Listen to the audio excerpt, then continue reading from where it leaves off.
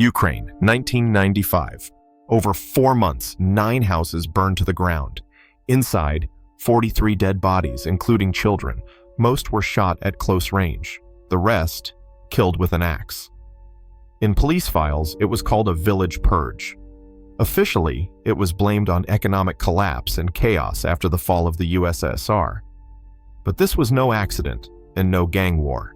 It was one man, Anatoliy Onopriienko, a serial killer who carved himself into Ukraine's map with fire and shotgun blasts, and claimed he killed because God told him to. Anatoliy Onopriienko was born in 1959 in Zhytomyr, in the Soviet Union. He was the second son of a railroad worker and a housewife. When he was 4, his mother died. His father couldn't handle raising him alone, so Anatoly was sent to an orphanage. Early records describe him as difficult, withdrawn, aggressive. Soviet orphanages at the time were places of discipline, not care. Boys learned to fight, to steal, and to trust no one. Onopriienko understood early on that violence was currency. As a teenager, he wandered the forests, hunted animals.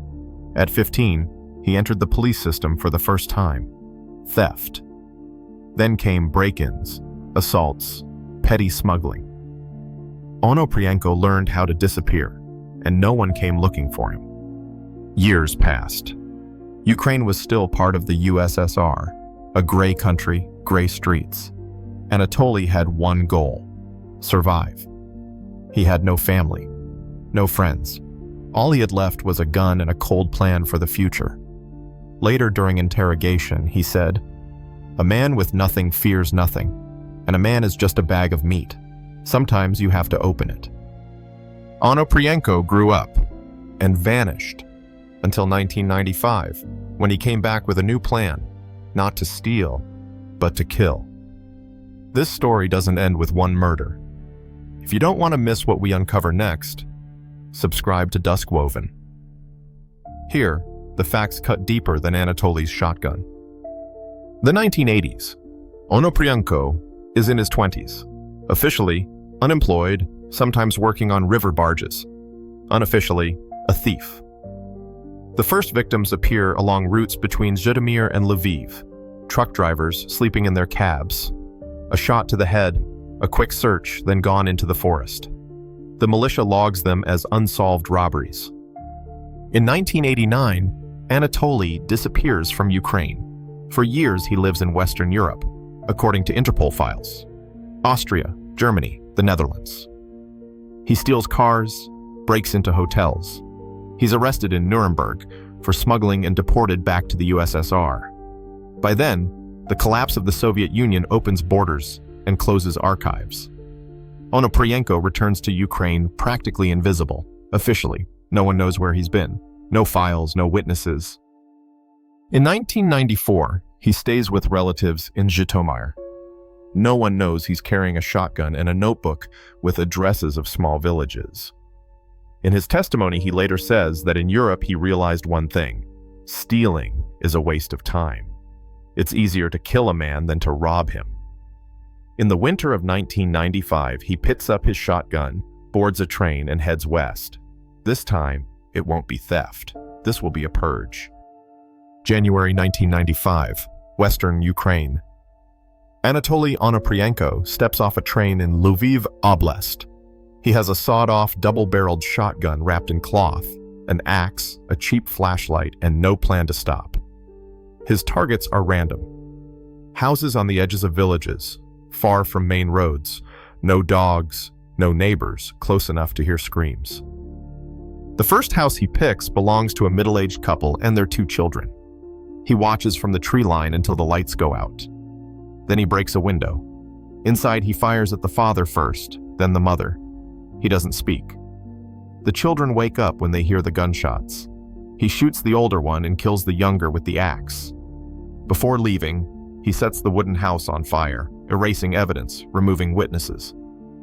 A few nights later, another family. The pattern repeats: break in, shoot, finish with the axe if he runs low on shells. He takes jewelry, a few banknotes, food for the road, but leaves valuables untouched. Money is not the motive. control is. In police reports, these deaths are marked as robberies gone wrong. Local officers assume a gang. No one believes a single man could kill whole families, burn houses to the ground, and vanish without a trace. As weeks pass, villages organize watch patrols. Men stand guard with hunting rifles and farm tools. Mothers block windows with heavy furniture, nail doors shut. Rumors spread that a madman is wandering the forests, that he's invisible, that he's more beast than man. The militia increases roadblocks, but has no clear leads. Onopriienko keeps moving by train and on foot. He wears secondhand clothes, sleeps in abandoned barns, sometimes stays in cheap roadside motels. If he senses danger, he moves on before dawn. In 3 months, he kills over 40 people across western Ukraine. Entire bloodlines erased in a single night. By spring, fear is stronger than any official warning. People whisper about the Ukrainian Terminator. Some say he hunts at random. Others believe he follows a list. Anatoliy Onopriienko never leaves a note, never calls attention to himself. His only message is fire, spent shotgun shells, and bodies no one can bury fast enough. By March 1996, the western regions of Ukraine are in a state of quiet panic. Newspapers write about entire families slaughtered in their sleep. Local radio stations run late-night warnings. Do not open your door after dark. Do not answer knocks from strangers. The militia is desperate. They set up checkpoints on roads leading in and out of villages. Police search buses and trains. Officers patrol rural stations with dogs, looking for any man traveling alone, carrying heavy bags. But Onopriienko knows how to slip through cracks.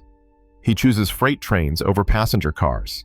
He hides in abandoned buildings near rail yards, never staying in one place more than a night or two.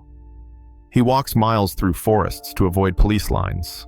When asked later how he evaded capture for so long, he simply says, "I watched people. I listened, and I moved before they found me." Detectives finally piece together the pattern.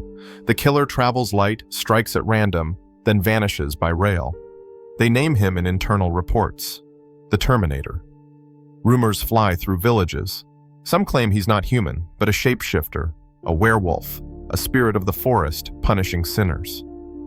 The breakthrough comes, ironically, because Onopriienko stops moving. After weeks of drifting, he returns to Zhytomyr and stays with distant relatives, people who barely know him.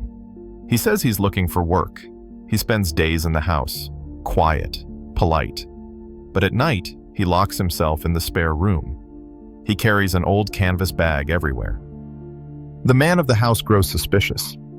He notices a gun wrapped in cloth under the bed, watches Onopriienko handle jewelry, children's toys, watches that don't belong to anyone in the family. He contacts the local militia. Officers arrive quietly at dawn on March 21, 1996. They surround the house armed with submachine guns. Inside, they find Onopriienko sitting on the edge of the bed, fully dressed, waiting. The shotgun is beside him. He doesn't reach for it. In the official report, the first thing he says is, "I knew you would come. God told me to finish." In the house, investigators discover notebooks listing remote villages, details about train timetables, and small keepsakes taken from victims, earrings, children's drawings, family photographs. In a single night, Ukraine's deadliest man is finally in handcuffs. But the real horror is just beginning, because now he starts to talk. When Anatoliy Onopriienko is brought into the interrogation room, he sits perfectly still. He doesn't ask for a lawyer. He doesn't deny anything.